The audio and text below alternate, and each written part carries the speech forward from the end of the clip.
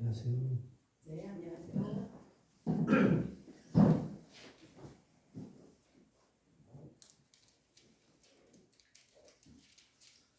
제가 말씀을 전하기 전에 한 가지 이제 양해의 말씀을 드리려고 하는데요. 제가 이번 주에 몸이 컨디션이 많이 안 좋아지면서 혓바늘이 너무 세게 나가지고 발음이 이상할 수가 있습니다. 네, 그거 좀 양해해 주시고 들어주셨으면 좋겠고요. 지금 굉장히 마음이 벅찹니다. 왜냐면 제가 사역을 하다가 좀 집안 사정이 있어서 좀 쉬고 있다가 단에서 말씀을 전하는 게 지금 2년 6개월 만이라 굉장히 많이 떨리네요. 오늘 안 떨릴 줄 알았는데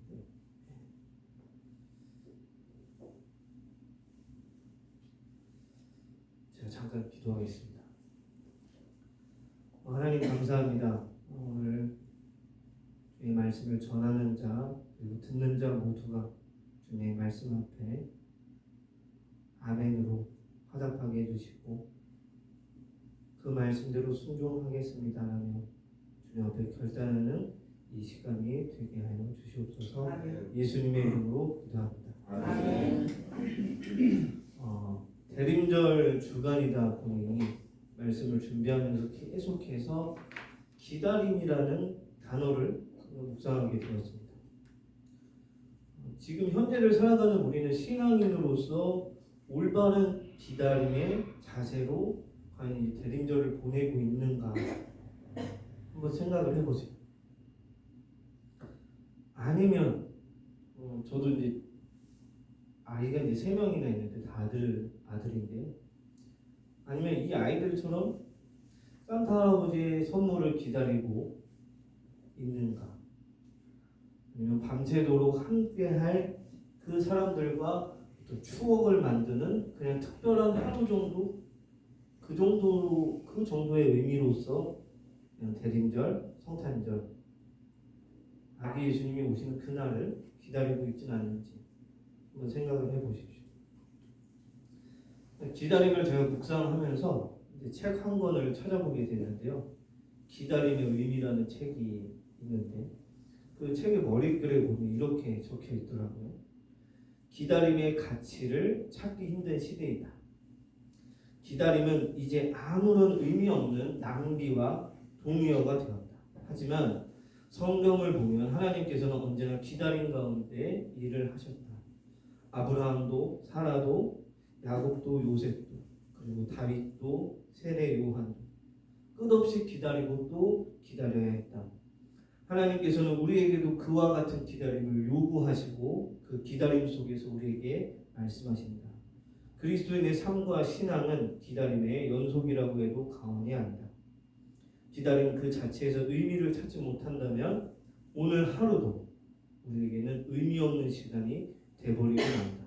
그래서 이 책이 우리의 일상의 믿음과 동력과 신앙의 활기를 불어넣어 줄 것이다 하고 써져 있더라고요. 그래서 대림절을 보내는 우리들에게 기다림이라는 그 말은 이 저자가 얘기한 것처럼 이런 의미 있는 기다림이 되어야 할 것입니다. 신앙 안에서 기다림은 견고한 믿음이 있을 때 가능합니다. 흔들림 없이 주님을 기다리며 소망 안에 머무르는 것, 그것이야말로 하나님께 나아가는 가장 순전한 발걸음입니다. 그래서 오늘 본문은 그 순전한 발걸음을 일평생 멈추지 않고 주의 위로와 속량을 기다린 사람들을 소개해주고 있습니다. 그래서 그들의 모습과 그들의 증언을 통해 기다림의 영성을 배우시는 그런 시간이 되시기를 바랍니다. 제가 이제 지난주에는 이제 참석을 못했는데 그래서 이제 영상으로 목사님이 설교하시는 걸 봤어요. 지난주에도 정영희 목사님께서 말씀하셨듯이 우리들의 그 삶의 모습에는 수많은 기다림들이 있습니다. 여기 경험을 다 해보셨겠지만 저 역시도 그 많은 기다림의 종류 중에 제일 기억에 남는 게 있는데요. 바로 제 첫 아이의 출산. 임신 소식을 듣고 나서 약 10개월을 기다리며 제 아이를 만난 그날만을 기다리며 매일매일 행복한 기다림의 시간이었던 걸로 제가 기억이 납니다. 그때 아내랑 저랑 계속 배에 손을 얹고 자기 전에 기도해주고 그러고 그랬던 정말 행복한 시간을 보냈던 것 같아요. 그리고 이제 수험생을 둔 엄마들 그 당일의 그 기다림은 제 말로 표현이 안 되잖아요. 수능 시험 시작부터 끝날 때까지 그러니까 문을 부여잡고 막 학교 문 앞에서 기도하시는 분들 계시고 그런데 우리들의 이런 기다림들 중에도 그토록 애타게 간절한 마음으로 기다렸는데 결국 오지 않고 만나지 못하는 경우가 있는가 하면 너무나도 오랜 세월 기다려 왔는데 결국 그토록 기다리던 대상을 만나는 경우가 있습니다. 오랫동안 간절히 기다린 것은 똑같지만 그 결과는 엄청나게 다릅니다. 그토록 애타게 기다려도 만나지 못하고 이루지 못한다면 그 끝은 너무나도 허무하게 될 것입니다. 왜냐하면 우리가 오랜 시간과 간절한 마음이 다 쓸데없는 일이 되어버렸다고 생각되기 마련입니다. 그렇잖아요. 누군가를 만나기로 했어요. 그러니까 오랜 시간을 기다렸는데 결국에 그 사람한테 오늘 좀 사정이 있어서 못 갈 것 같다. 이런 연락을 받으면 마음이 좀 편치는 않잖아요. 내가 그래도 좀 시간을 내서 기다리고 있었는데 결국에는 오늘도 못 만나고 돌아가는구나 이런 그런 좀 허무한 마음이 들 때가 많은데 기다려도 돌아오지 않는 그 지아비를 기다리다 지쳐 돌이 되었다는 그 망부석처럼 말이죠. 그와 반면에 오랜 세월 우리가 간절히 기다렸는데 마침내 그 간절히 사모하며 기다리던 그 사람이나 그 일을 만나고 그것을 이루게 되면 그동안에 했던 모든 고생과 그 안타까운 시간들은 다 잊어버리게 되고 기쁨과 행복을 느끼게 되는 것입니다. 이것이 바로 기다림의 열매라고 하죠. 열매를 끝내 못 본 사람은 불행하고 허무하기 짝이 없지만 기다림의 열매를 본 사람은 세상 누구보다 행복한 사람인 것입니다. 그래서 인내는 쓰고 열매는 달달하는 말이 있잖아요. 발명왕 에디슨 아시죠? 에디슨도 축전지를 발명하기까지 수만 번의 실패를 경험했지만 그 수만 번의 실패를 할 때마다 축전지를 만들 수 없는 물질을 하나하나씩 제거해 나갔기 때문에 결국 성공에 이르게 된 것입니다.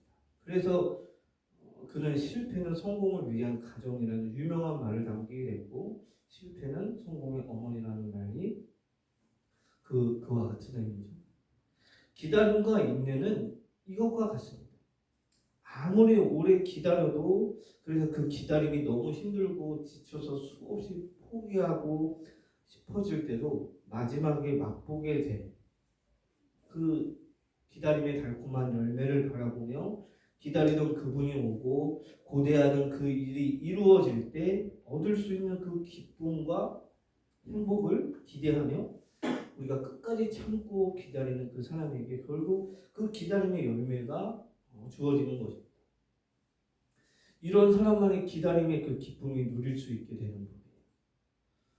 오늘 본문은 두 사람을 이제 소개하고 있는데 우리가 읽은 본문에 이제 두 사람이 등장하죠. 한 분은 이제 남자분이고 한 분은 여자분인데 그러나 이러한 차이점 말고는 두 사람에게는 아주 많은 공통점이 있습니다. 첫 번째는 뭐냐? 두 사람은 모두 나이가 많으신 분이라는 거예요. 두 번째, 두 사람 모두 오늘 본문 외에는 단 한 번도 나오지 않는 어쩌면 그냥 스쳐 지나가는 인물들이라고 할 수 있습니다. 그리고 세 번째, 두 인물은 아주 오랜 세월 누군가를 애타게 기다리는 그런 사람들이라는 점이에요. 둘 다 같은 사람을 기다리는 것입니다. 마지막으로 둘 다 그 오랜 인고의 세월을 기다린 끝에 그토록 간절히 만나고 싶었던 분을 오늘 본문에서 만났다는 점입니다. 이 두 사람의 인내와 간절한 기다림은 오늘 대림절 둘째 주일을 맞으며 성탄절을 기다리는 이 귀한 절기에 우리가 꼭 한번 기억해야 할 아름다운 그리스도인의 모습인 것입니다. 두 사람 가운데 먼저 시므온이라는 인물을 소개하고 있죠. 오늘 본문 22절부터 보면 예수님의 부모인 요셉과 마리아가 모세의 율법대로 마다들을 하나님께 드리는 그 예식과 정결 예식을 함께 드리기 위해 이 아기를 데리고 예루살렘 성전으로 올라갑니다. 레위기 12장 2절에 나온 그 정결법에 의하면 아들을 낳으면요 산모는 7일 동안 부정함으로 7일이 지나면 제사장에게 가서 번제와 속죄제를 드려야 정결해집니다. 레위기에는 번제 제물로는 양을 그리고 속죄제 제물로는 비둘기를 드리도록 되어 있지만 가난한 사람일 경우 양 대신 비둘기로 속죄 제물을 드릴 수 있습니다. 그래서 가난한 가정인 예수님의 부모도 이제 산비둘기 한 쌍이나 어린 집 비둘기 두 마리를 이제 제물로 드리기 위해 낳은 지 7일 된 아기를 데리고 예루살렘 성전으로 올라온 거예요. 그런데 바로 그때 예루살렘에는 이제 시므온이라는 그 이름을 가진 남자가 살고 있었던 거죠. 이 사람의 나이는 알 수 없지만 오늘 본문 26절에 그리스도를 보기 전에는 죽지 아니하리라는 그런 내용이 나오는 것을 보면 아마도 연세가 좀 많으신 노인이라는 것을 좀 추정할 수 있죠. 그런데 본문 25절은 이 시므온이라는 노인이 의롭고 경건하여 이스라엘의 위로를 기다리는 자라 성령이 그 위에 계시더라고 말씀합니다. 이제 시므온은 이스라엘 백성들이 로마의 그 식민지로 살아가면서 겪는 그 많은 아픔과 고난을 함께 아파하면서 유대인들이 그토록 절박하게 기다리던 이제 메시아를 함께 기다리던 사람이었어요. 유대인들은 메시아가 올 때 자신들을 해방하고 어떤 참된 위로를 줄 것이라고 믿는 그 메시아 신앙을 가지고 있었는데 시므온도 그런 사람 중에 한 명이었던 거죠. 그런데 이 시므온은요 어느 유대인들처럼 무조건 메시아를 기다리기만 한 것이 아니라 그 자신의 인생 평생을 의롭고 경건하게 살았고 그리고 성령 충만한 삶을 산 사람이었습니다. 메시아가 오시기만 마냥 기다리는 것이 아니라 평생 자신을 깨끗하게 하고 경건한 삶 그리고 성령 충만한 그 신앙 생활을 하면서 메시아의 오심을 기다리는 거예요. 유대인들은 혈통으로 구원받는다고 생각했기 때문에 내 신앙과 상관없이 내가 유대인이기만 하면 메시아가 오실 때 그분을 만나고 구원받는다라고 어떤 우월적인 착각을 했습니다. 하지만 시므온은 달랐어요. 그는 유대인이라는 혈통과 상관없이 메시아를 기다리는 사람은 경건해야 하고 성령 충만한 삶을 살아야 한다고 생각했고 그대로 평생을 산 사람이었습니다. 우리가 오늘날에도 교회를 다니고 그래 똑같이 그 교회 교족부의 교인으로 올라 있기는 하지만 두 가지 종류의 사람들이 있습니다. 하나는 그냥 교회를 다니는 사람. 뭐예요? 명목상의 그리스도인이죠. 마치 혈통만 유대인이면 자동적으로 메시아가 오실 때 구원받는다고 생각했던 그 유대인들처럼 그냥 교회만 다니면 교족부에 이름만 올라가 있으면 구원받는다고 생각하고 경건한 삶을 살려고 노력하지 않는 사람입니다. 당연히 그분들은 뭐예요? 성령 충만한 삶과는 거리가 멀겠죠. 하지만 똑같이 교회를 다녀도 늘 거룩한 삶에 대해 관심을 갖고 여호와 하나님 앞에 내가 깨끗하고 거룩하게 살려고 또 성령 충만한 삶을 살려고 노력하는 사람들이 있습니다. 시므온도 이런 경건하고 성령 충만한 삶을 살면서 메시아를 기다리고 있었기에 오늘 26절에 보면 성령 충만한 사람에게 나타나는 현상, 즉 성령님의 지시를 받게 돼요. 그것은 그리스도를 보기 전에 죽지 아니하라는 그런 응답입니다. 성령님의 지시는 아무나 받는 것이 아니죠. 시므온처럼 경건하고 성령 충만한 삶을 사는 성도들에게 주어진 특혜였습니다. 시므온이 평생 동안 경건하고 성령 충만한 삶을 살면서 메시아를 간절히 기다리는 것을 보시는 그 여호와 하나님은 그를 특별히 생각하시고 보시고 성령님을 통해 네가 그토록 기다리고 기다리던 메시아를 만나게 될 것이다. 네가 메시아를 만나기 전까지는 죽지 않을 것이다 라고 약속해 주시는 것입니다. 우리도 시므온처럼 의롭고 경건하며 그리고 성령 충만한 그런 신앙을 가지게 되면 여호와 하나님의 그 응답과 약속을 받게 될 줄 믿습니다. 한번 생각해 보십시오. 만약에 우리가 시므온이었다면 이런 약속을 받고 그 후에 메시아를 만날 날이 언제일지 이제나 저제나 기다리고 있지 않았을까요? 그런데 27절을 보니까 성령께서 시므온을 감동시켜 성전에 들어가게 하십니다. 그리고 그토록 기다리던 메시아가 지금 성전에 계신다는 계시를 받은 것이죠. 이렇게 시므온은 성령님께 지시를 받고 성령의 인도를 따라 사는 사람이었던 것입니다. 이것이 경건하고 성령 충만한 하나님의 사람들의 특징입니다. 그런데 이때 시므온이 성전에서 만난 메시아가 누구였어요? 요셉과 마리아가 정결 예식을 행하기 위해 예루살렘 성전으로 데리고 온 태어난 지 7일밖에 안 된 아기 예수님이었던 것입니다. 시므온은 그 아기 예수님을 안고 찬송을 합니다. 아니 어떻게 아기 예수가 메시아요? 그리스도인 줄 알았을까? 한번 생각을 해보세요. 상식적으로. 그때 당시 유대인들이 기다리던 메시아는요. 제가 이제 예전에 또 그림으로 봤는데 우리가 보통 예수님 이제 십자가에 돌아가신 그 그림이나 이제 사진을 보면 굉장히 빼빼 마르신 예수님을 많이 보잖아요. 근데 그때 당시 유대인들이 바랬던 예수님이었다면 하면서 이제 상상의 예수님을 그린 게 있는데 이 십자가에 매달린 상태에서 헐크같이 십자가를 탁 부러뜨리는 그런 그림이 있어요. 그때 당시 유대인들은요 메시아가 그런 분으로 오실 줄 알았던 강했던 그 모든 걸 다 청산해 버리고 내가 진정한 유대인의 왕이야 얘들아 나만 따라와 이런 느낌의 메시아로 올 줄 알았었어요. 그랬으니 아기 예수님을 누가 메시아로 그리스도라고 생각을 했겠어요. 물론 시므온에게는 얘기가 좀 다르죠. 성령님께서 말씀해 주신 거죠. 내 눈앞에 있는 이 아기가 바로 세상을 구원할 구세주 메시아다라고 말이죠. 시므온은 아기 예수님을 안고 이렇게 하나님께 찬송했습니다.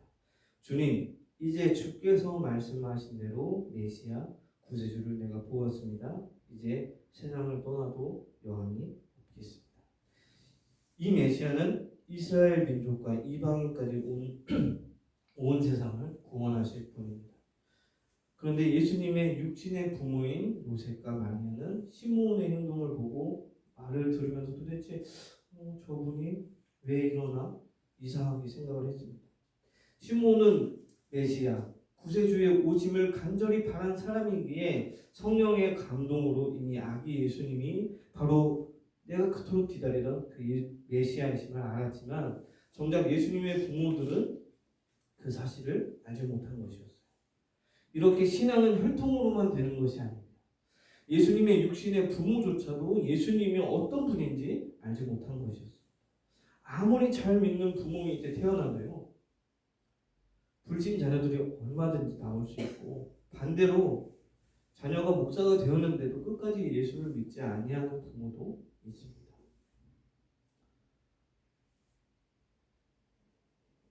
온 가족이 다 여호와 하나님을 잘 믿는데 유독 혼자만 교회를 떠나 방황하는 자녀도 있고요. 신앙은 내가 가지고 내가 믿는 것이지 혈통이나 인간적인 방법으로 되는 것이 아니라는 말입니다. 그래서 인간적으로는 예수님과 아무 연관도 없던 이 시므온은 믿음을 가지고 예수님이 바로 그 메시아의 구세주이심을 알았지만 예수님의 부모는 몰랐던 거예요. 이렇게 우리가 혈통이나 육신적인 것으로 예수님을 믿고 고백하는 것이 아닙니다. 단순히 교회만 다닌다고 해서 구원이 주어지는 것도 아니죠. 메시아만 기다리고 있다고 해서 우리가 메시아 구원자를 만날 수 있는 것이 아닙니다. 이스라엘 자손이라고 다 예수님을 만난 것이 아닙니다. 아니죠. 예수님을 만났지만 그분이 자신들이 그토록 기다리던 메시아요 구원자이심을 깨닫지 못하고 오히려 예수님을 신성 모독죄로 십자가에 못 박아 죽인 사람도 있어요. 예수님의 육신의 부모인 요셉과 마리아조차도 예수님이 메시아이심을 알지 못했습니다.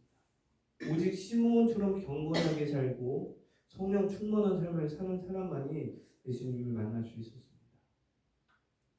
똑같이 메시아를 기다렸지만 시므온은 구세주를 만나기를 누구보다 간절히 소망했습니다. 내가 죽기 전에 반드시 그분을 만나리라는 그런 믿음이 있었고 그분을 만날 자격이 있어야 한다는 생각에 자신의 그 일평생토록 경건하고 성령 충만하게 살며 하나님을 감동시킨 것입니다. 이런 간절한 소망이 있는 사람만이 예수님을 만날 수 있는 것입니다. 경건과 성령 충만으로 살아가는 진정한 신앙인만이 예수님을 만나면 그분이 메시아의 구세주이심을 깨닫고 고백할 수 있습니다. 오늘 시므온이라는 이 인물은 우리들에게 어떤 그리스도인만이 예수님을 만나는 특권을 받고 그분을 메시아, 나의 주, 나의 구원자로 고백할 능력을 가질 수 있는지 가르쳐주는 너무나 귀한 신앙의 선배의 모습을 우리에게 보여주었습니다. 두 번째 인물이 있죠. 오늘 본문에 등장하는 두 번째 인물은 안나라는 여인입니다. 오늘 36절부터 보면 안나는 아셀 지파 바누엘의 딸이었는데 결혼한 지 겨우 7년 만에 남편과 사별하여 과부가 되었고 84세가 되었다고 나와 있습니다.